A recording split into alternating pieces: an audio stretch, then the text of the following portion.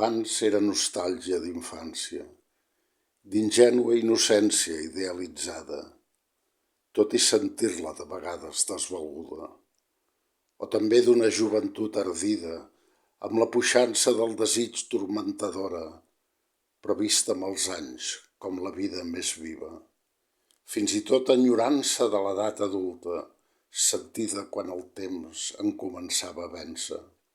Ara només melancolia de la vida tota, jardins, boscos, garriga, aferrat amb arrels precàries als intersticis de la roca, arbust sobre l'abisme.